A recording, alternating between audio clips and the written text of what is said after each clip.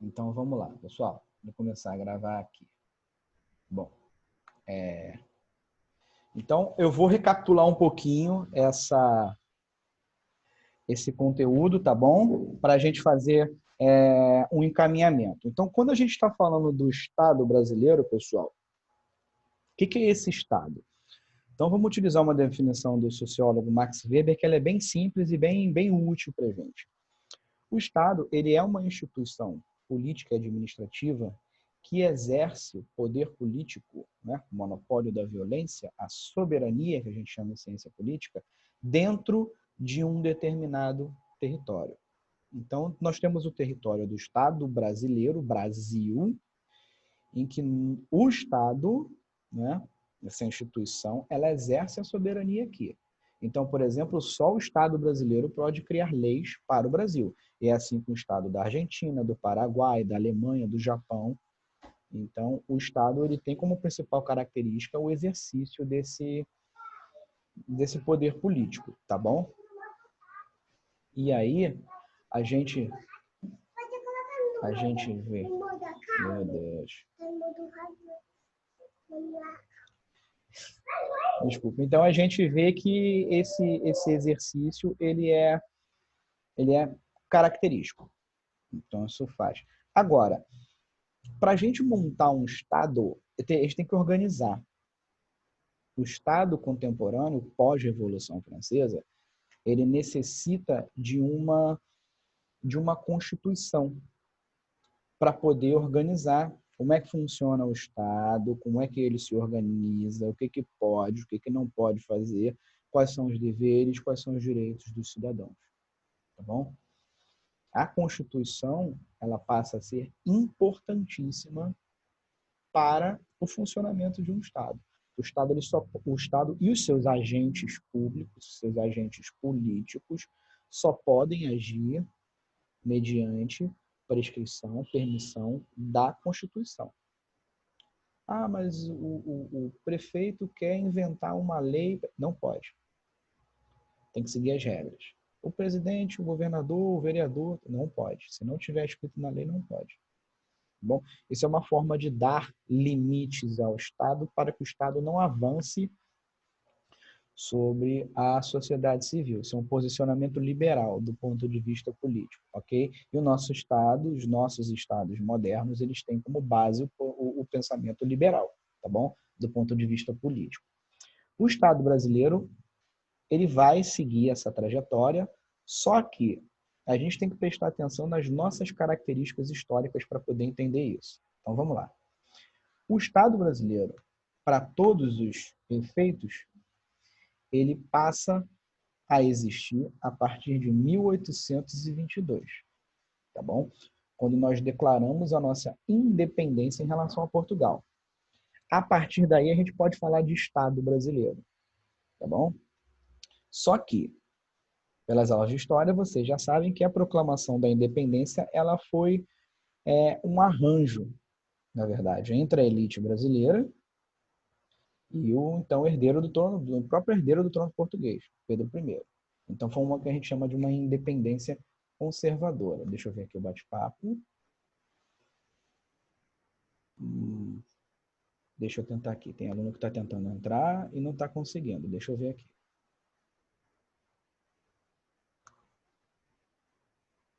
Não, ele tem que tentar porque está normalmente. Ok? Aqui. Kailane, tá ótimo. Não tem problema não, Kailane. Eu estou gravando, tá bom? E depois vai ser disponibilizado. Pode ficar tranquilo. Bom, então a gente vê que o Estado brasileiro ele nasce de uma chamada independência conservadora. Por que a gente chama de conservadora? Primeiro que se você comparar com os nossos vizinhos da América Latina, a gente vê que houve um processo extremamente violento. Né? As guerras de independência da América Latina duraram décadas, né, em alguns casos. Duraram mais de 20 anos em alguns casos. Isso não foi assim no Brasil. Teve guerra? Teve, né? O caso da Bahia aqui que a gente vê, Pará também, tivemos guerra na Cisplatina, enfim. Mas não foi nem de perto tão violenta quanto as dos nossos vizinhos. E, acima de tudo, ela foi conservadora por quê? Porque ela conservou a estrutura social, perdão, é, do período colonial. Então, assim, quem era escravo continuou escravo, quem era senhor de escravo continuou senhor de escravo. Do ponto de vista econômico, nós continuamos uma economia agrária exportadora, mulheres não ganharam direitos, indígenas continuaram do mesmo jeito, enfim, a gente só não era mais colônia de Portugal. Ponto. A única coisa que mudou do 7 para o 8 de setembro. Então a gente vai ver que isso fez com que as nossas estruturas não fossem mudadas. E, acima de tudo, a cabeça dos governantes, principalmente do Pedro I, ela também não mudou do dia 7 para o dia 8. Ele continuou sendo um sujeito de tradição absolutista portuguesa. Então, não é à toa que a Constituição de 23, composta pelos brasileiros, ele literalmente cerca o prédio da Assembleia Constituinte e ameaça matar todo mundo lá dentro. E ele, Pedro, junto com os seus partidários portugueses, compõe uma Constituição e impõe essa Constituição. Ela é outorgada.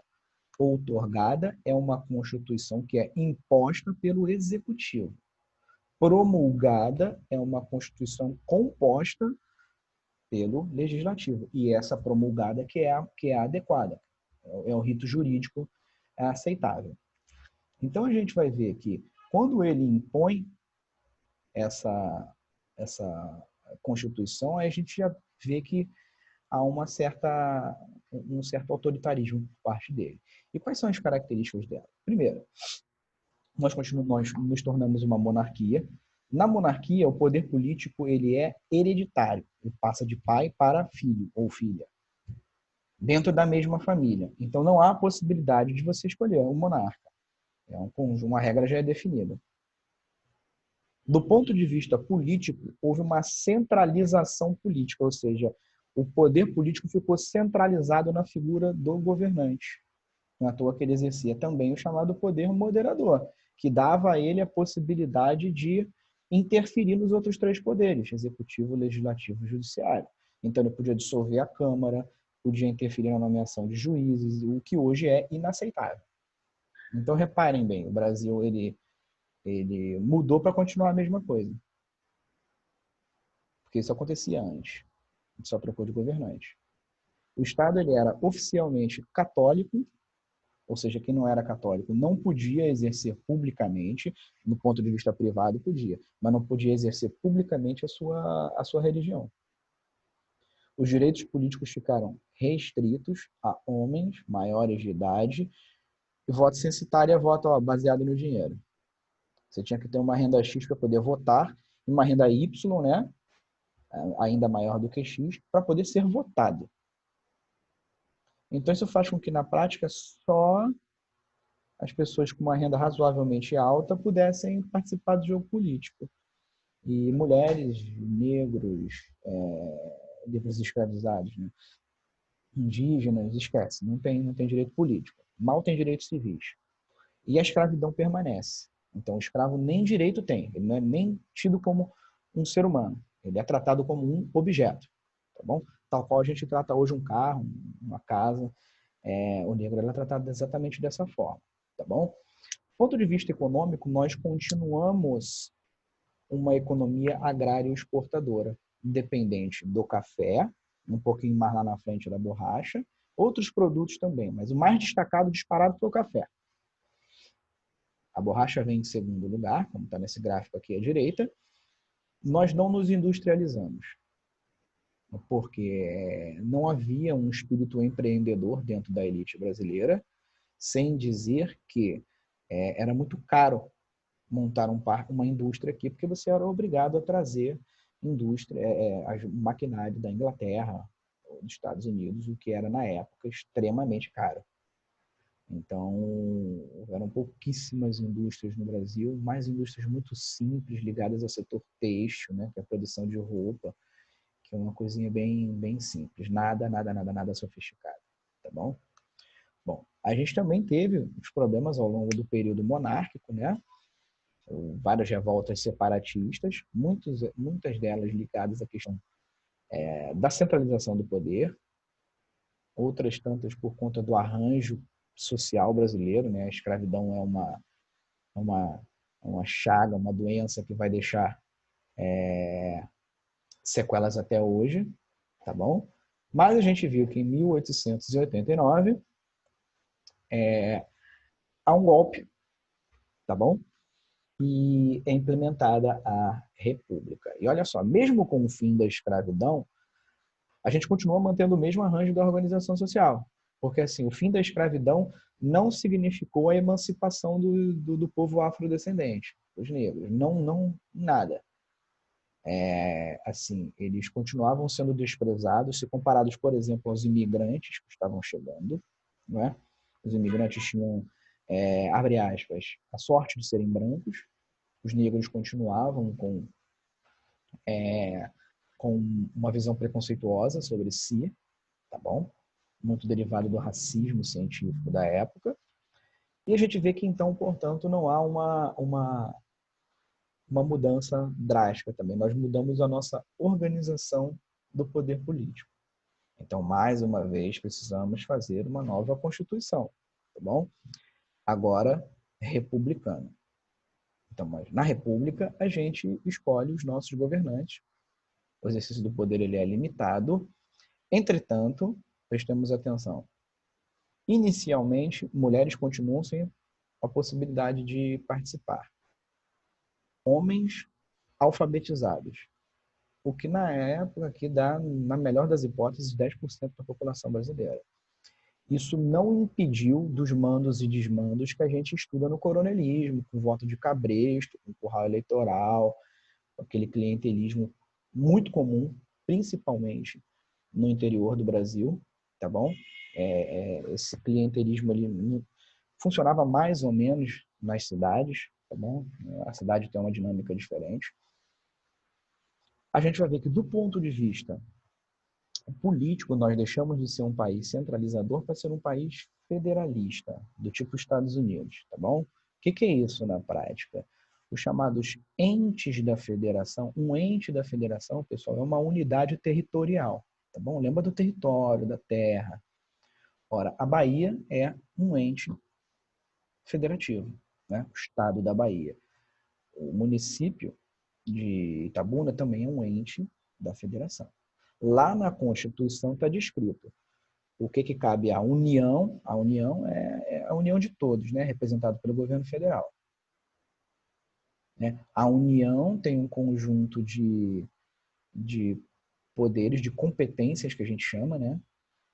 A questão jurídica, de competência, o que pode fazer, o que deve fazer, o que não pode fazer. E a mesma coisa com o Estado e a mesma coisa com o município. Então a gente desenha direitinho. E a mesma coisa serve para o poder legislativo, né? Senador, deputado federal, deputado estadual e vereador. Então, quando a gente desenha esses poderes, a gente desenha também a arquitetura do Estado, tá bom? Bom, uma coisa é a arquitetura do Estado, é a lei, na teoria, na Constituição, e a outra coisa é a prática. Do ponto de vista econômico, não há previsão do Estado interferir na economia. Então, continuamos uma economia agrária exportadora, né? Lembrando que não há, por parte... Opa, deixa eu pegar o carregador aqui. Por parte da nossa elite, um pensamento empreendedor nessa época, né? Temos, obviamente, as nossas exceções, mas estamos falando aqui da maioria, tá? Da maioria não tem esse espírito empreendedor. Faz parte da cultura econômica brasileira. Ótimo. Os poderes políticos, agora com o federalismo, eles ficaram muito concentrados na mão dos poderosos locais. Porque o Estado, o presidente da República, não interferia no Estado. Na Bahia, São Paulo, Pernambuco, Pará, não interferia, a menos que fossem questões muito pontuais e muito relevantes. Fora isso, quem ganha, quem perde, o que faz, o que não faz, não é do interesse dele, né? Então, com isso, ele consegue, por meio desse arranjo político, né, que ficou conhecido como a política dos governadores, criada pelo Campos Salles, ali no final do século XIX, né, início do século XX, se formou o seguinte arranjo, de cima para baixo, né, na política do café com leite, o presidente manda apoio para o governador, que manda apoio para o prefeito, que apoia os coronéis locais, que conseguem votos e aí manda o voto para cima. Voto para o prefeito, para o deputado, enfim, para o governador, para o deputado federal, tá? E para o presidente. Era assim que funciona o esquema. Ó. De um lado, desce apoio político, do outro lado, sobe voto. E assim mantém esse esquema, do que ficou convencionado como política do café com leite. E reparem, o Vargas ele só entra no poder em 30 depois de um golpe de Estado. Assim, o Vargas perdeu nas urnas, né? Com toda aquela roubalheira do voto de cabresto e tal, mas na prática ele perdeu. Então, a gente vê que esse era um esquema muito complicado, que fazia com que essa república, também chamada de república oligárquica, oligarquia, grupo pequeno de pessoas que governam para si, que essa república ficasse nas mãos de meia dúzia de pessoas que governavam para elas.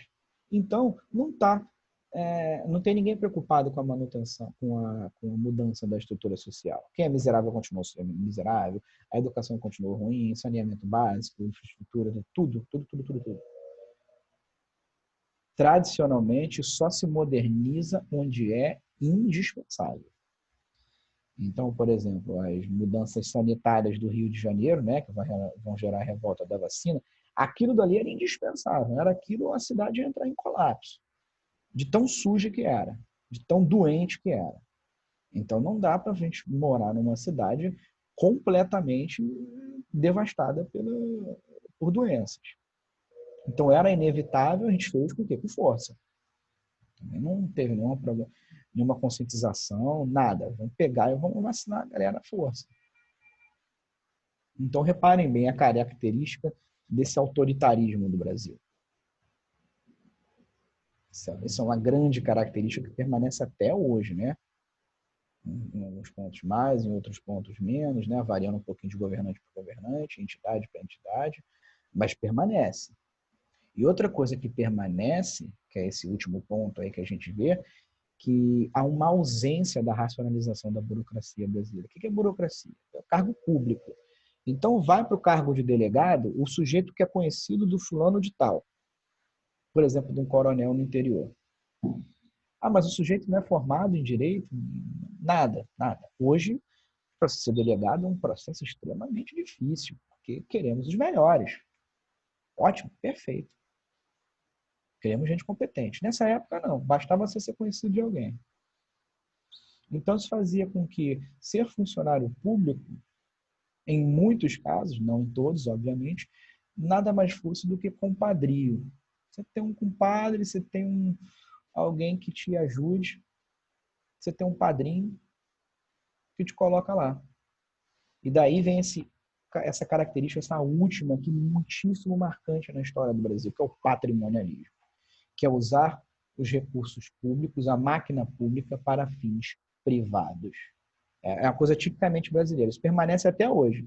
Hoje em dia, por exemplo, o nepotismo, que é nomeação de cargos de parentes para cargos públicos. Então, por exemplo, eu sou prefeito da cidade, eu nomeio a minha esposa para um cargo da Secretaria de Cultura. Isso é nepotismo, eu não posso.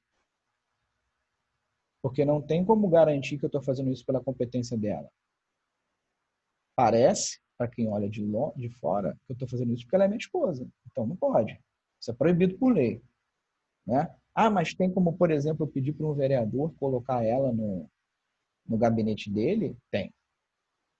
Olha só o patrimonialismo. A gente continua fazendo a mesma prática, só que dando voltas. Tá bom? Isso, infelizmente, ainda é muito comum no Estado brasileiro. Tá bom?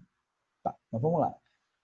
Em 30, Vargas dá um golpe de Estado, chega ao poder, permanece 15 anos. Né?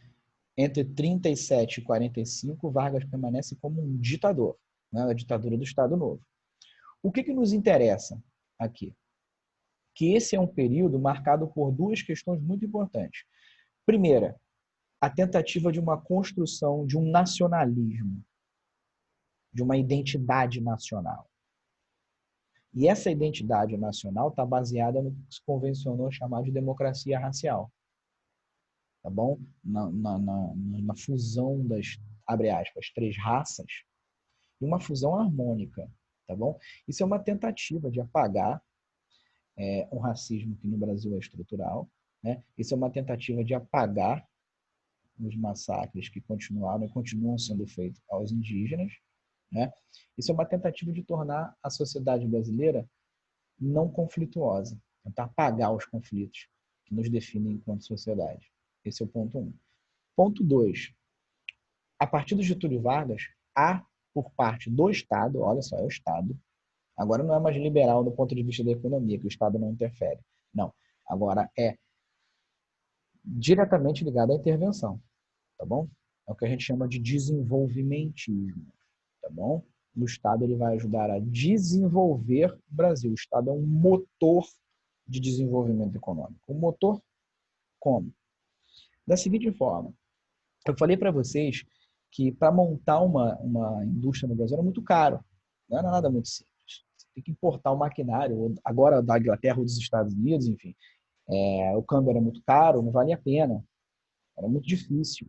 Sem dizer que no Brasil você não tinha indústria de base. Então, se você precisasse de uma barra de aço, você tinha que importar. Isso é muito complicado. Então, o que o Vargas vai fazer? E muita gente depois dele copia o modelo, basicamente até o 2020, né? Com algumas mudanças aqui, outras mudanças ali pontuais, mas esse paradigma do desenvolvimentismo se mantém até hoje, tá bom? Então, como é que faz isso? É bem simples. O Estado vai utilizar o seu poder econômico como indutor do desenvolvimento. Como? Criação de empresas estatais para agir como indústria de base. Não é à toa que nesse momento ele vai criar o quê? A CSN, Companhia Siderúrgica Nacional, para extrair e transformar o minério em aço, por exemplo. A Companhia Vale do Rio Doce, entre outras tantas. A FNM, que é a Fábrica Nacional de Motores. Tudo isso para quê? Para a gente produzir aqui dentro o que é necessário para a gente fomentar, ou seja, para a gente induzir a nossa industrialização, para a gente depender o mínimo possível da indústria estrangeira. Ora, para isso, eu vou precisar também um controle maior do mundo do trabalho, daí o chamado trabalhismo. Daí a criação das leis trabalhistas. Quando a gente olha para trás, o desenvolvimento industrial trouxe uma série de problemas. O que o Vargas faz? Ele tenta se adiantar. Então, vamos regular, palavra regular, colocar regras, leis no mundo do trabalho. Tem problema entre patrão e empregado? Tem. Resolve onde? Justiça do trabalho. Não é mais greve, não é embate, não é confronto, não é luta de classes, não é nada. É justiça do trabalho. Quem vai ganhar se é patrão, se é empregado, tanto faz. O que importa é que o Estado traz para dentro o conflito e tenta resolver, e tenta mediar. Com isso, ele esvazia o movimento sindical. Tá bom? Beleza. O Vargas chega ao poder por meio de um golpe e ele sai do poder por meio de um golpe. Tá bom? E aí, entre 46 e 64, nós temos uma república democrática. Tá bom? Nós temos, de um lado, as mobilizações sociais, tá bom? O Brasil, a gente está num momento de Guerra Fria, tá bom? Mas nós estamos num processo também, por conta principalmente dos governos do Gaspar Dutra e do Juscelino Kubitschek, de crise econômica. Por quê? O Juscelino ele sai bonito na foto que construiu Brasília, mas ele pega muita grana para isso. Então deixa o Brasil com uma dívida e quem vem atrás vai pegar bomba. E quem veio atrás foi o Jânio Quadros, né, que renunciou no primeiro ano de trabalho, de presidência, e deixou para o João Goulart. E o João, herdeiro do trabalhismo, né, herdeiro do Vargas, né? O Vargas ele entrou depois, uma segunda vez, foi eleito, né? Herdeiro político do Vargas, cunhado do Brizola, tem toda aquela coisa daquele contexto da Guerra Fria, comunismo versus capitalismo. Então ficou difícil de um lado, essa das mobilizações sociais. Por outro, o populismo inaugurado pelo Getúlio Vargas, né, aquela figura do pai da nação, do paizão que vai tomar conta da gente, torna a política uma coisa muito mais ligada não à razão, mas à emoção, né? O sujeito milagroso que vai salvar o Brasil.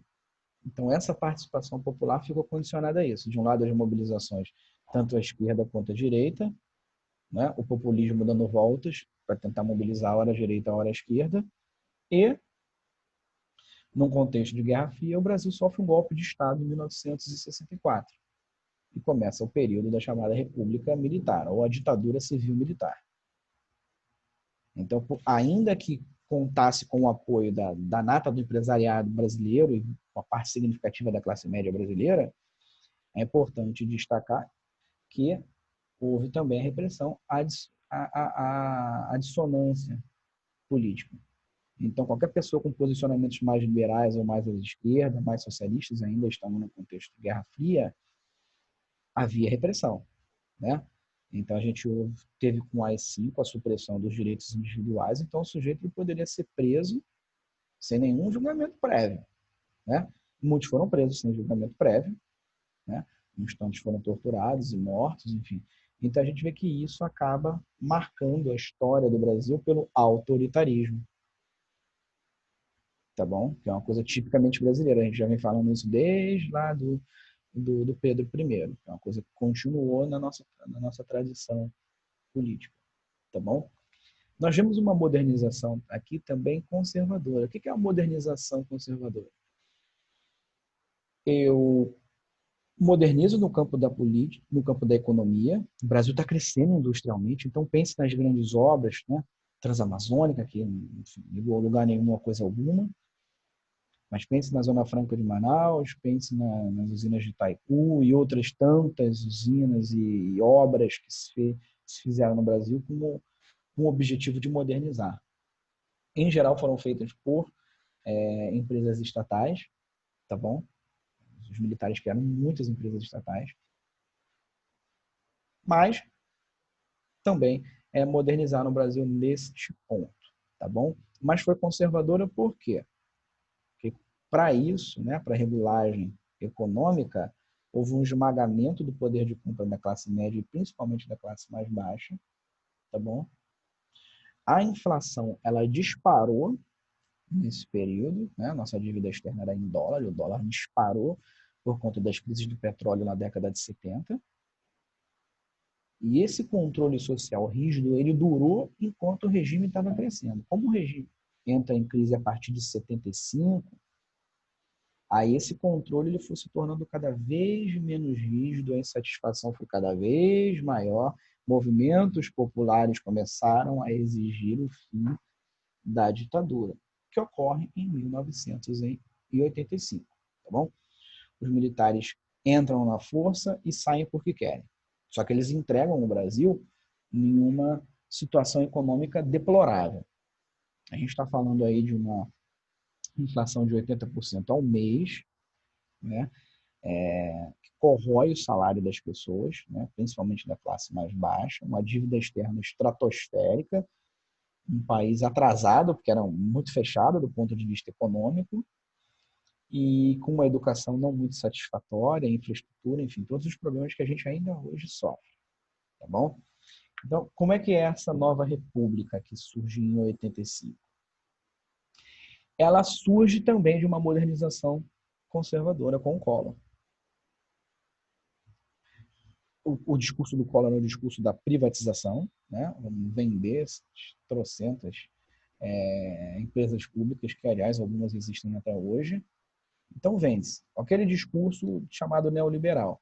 Né? Vamos deixar para a iniciativa privada, que a iniciativa privada é mais competente nisso, o Estado não tem que se meter, o Estado só tem que regular algumas questões políticas, o mínimo possível de interferência na vida econômica. Então, de um lado, a gente vê, por exemplo, a venda da Vale do Rio Doce, né? Muito criticada na época. Nós vemos a venda das estatais de telefonia. Talvez o exemplo mais bem acabado, o exemplo mais positivo da privatização tenha sido as empresas telefônicas, né? Que antes disso era muito caro, demorava muito para você conseguir uma linha telefônica no Brasil, tá bom? Então a gente vê que esses problemas se mantiveram, tá bom? Eu vou continuar, peço a vocês para verem os vídeos, vou continuar na próxima aula, tá bom? A gente vai terminar por aqui, na próxima aula a gente volta, porque eu tenho 1 minuto para acabar, tá bom, pessoal? Então, eu quero dizer para vocês que vocês estão de parabéns, tá bom? Com a sua participação, estou muito feliz com isso.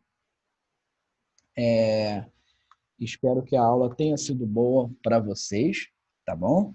E eu vou deixar essa aula para vocês, tá bom?